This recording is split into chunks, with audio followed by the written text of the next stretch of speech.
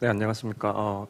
저는 오늘 그 강연을 들으면서 제가 작년부터 그 사단법인 자연의 권리 찾기에 이제 소속이 되고 그 하나뿐인 지구 영화제를 2회째 같이 하면서 지금 저희가 누리고 있는 이 환경과 자연이 과연 우리 것인지 소비하고 파괴해야 될 것이 아니라 진짜 후손들에게 잠시 빌려왔다는 그런 생각을 굉장히 많이 하고 있고, 아까 전에 차인혁 자문위원님도 말씀드렸지만 저희가 굉장히 이 불편함을 무시하고 외면할 게 아니라 감당하고 인내해야 된다는 그런 부분에서 굉장히 큰 울림이 있었던 것 같습니다.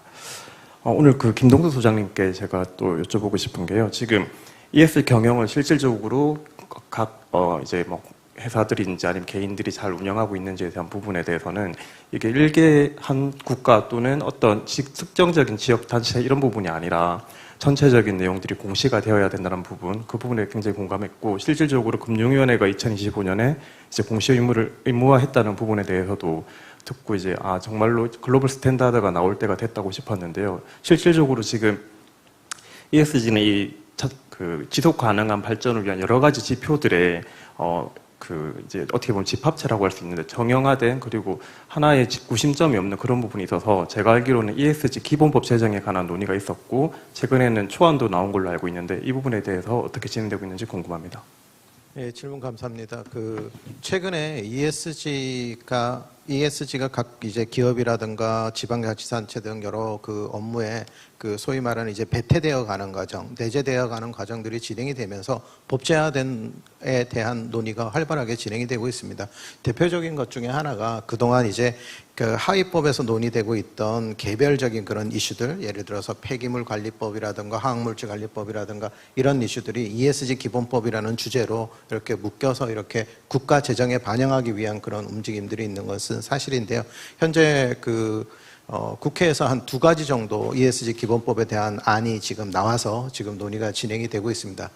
다만 ESG 기본법에서 다루게 되는 내용이 국가의 정부 정책과 예산에 대한 책정과 같은 그런 거시적인 내용들을 담을지, 아니면 세세하게 기업의 ESG 정보 공시나 공시된 정보에 대한 검증, 평가와 같은 그런 세부적인 사항을 담을 것인지에 대해서 2가지 법안이 각기 다른 입장을 취하고 있는 것으로 알려져 있습니다. 하나의 법안은 국가의 재정과 정책에 대한 내용들을 담고 있고요. 다른 하나의 지금 진행되고 있는 법안은 아주 세부적인 사항들을 담고 있어서 아마 내년 총선 이후에 본격적인 논의가 가능하지 않을까 이렇게 생각이 됩니다.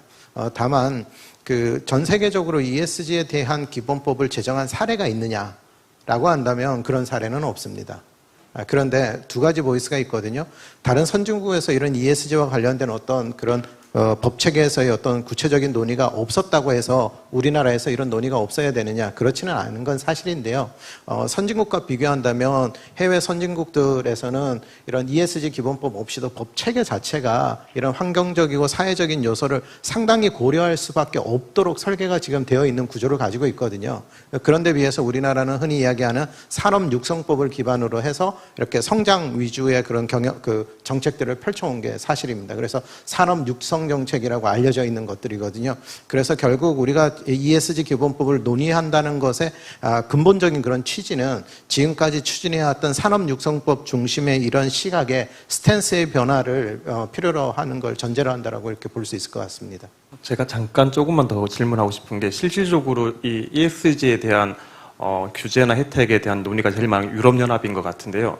미국 같은 경우에는 블랙록을 기준으로 해서 이제 그 연례 서한에다가 기업들이 이런 사회적 책임을 져야 된다는 내용으로 해서 굉장히 많은 이제 그 ESG가 세계적인 흐름이 되는 데 있어가지고 큰 역할을 했던 것 같은데, 최근 미국 공화당에서는 연기금의 ESG 투자 자체를 반대하면서 사실 미국에서는 반 ESG 정책이 또 나와서 국내 기업들이 굉장히 혼란을 겪고 있다고 들었습니다. 이 부분에 대해서는 좀 어떻게 생각하십니까? 예, 질문 감사합니다. 최근에 ESG에 대한 관심이 폭발적으로 증가하는 것과 동시에 안티 ESG에 대한 입법들도 진행되고 있는 미국의 주들도 있고요. 실제 안티 ESG에 대한 보이스들이 커지는 것도 사실입니다. 다만 우리가 구체적으로 팩트들을 보면 안티 ESG에 대한 챌린지들이 있을 때마다 ESG ESG에 대한 관심이 다소 떨어지는 건 사실이에요.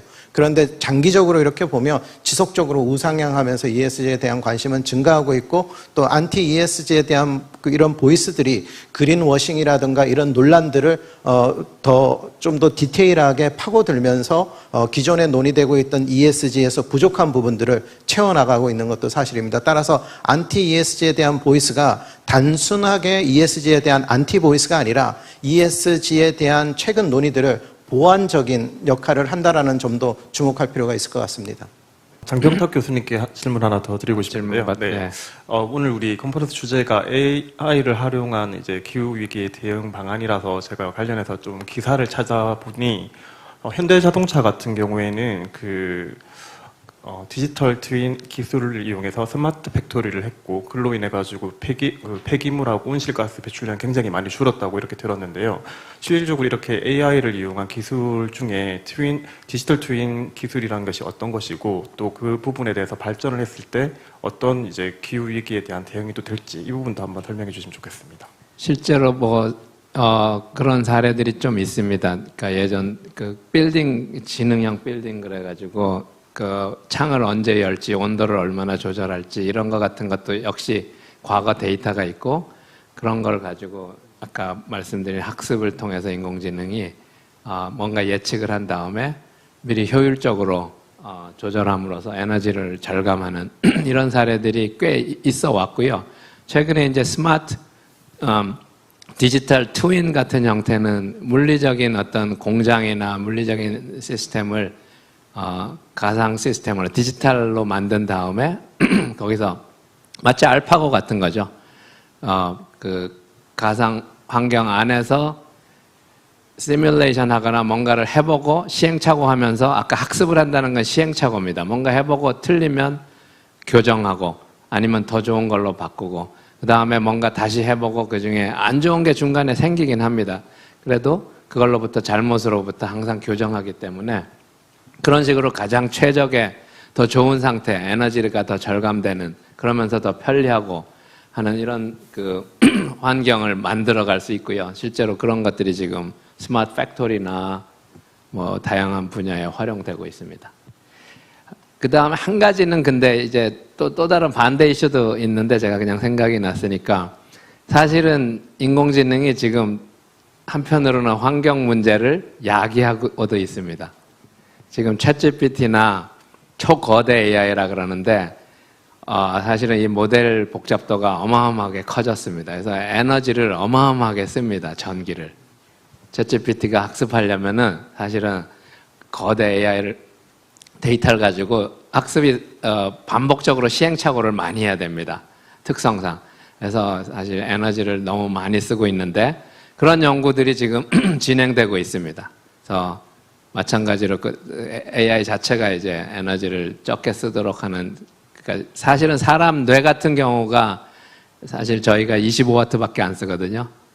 근데 챗GPT는 어마어마한 전기를 써가지고 똑같은 대답 하나 하는데 에너지를 소모하는데 그런 기술을 같이 연구하고 있습니다. 네네.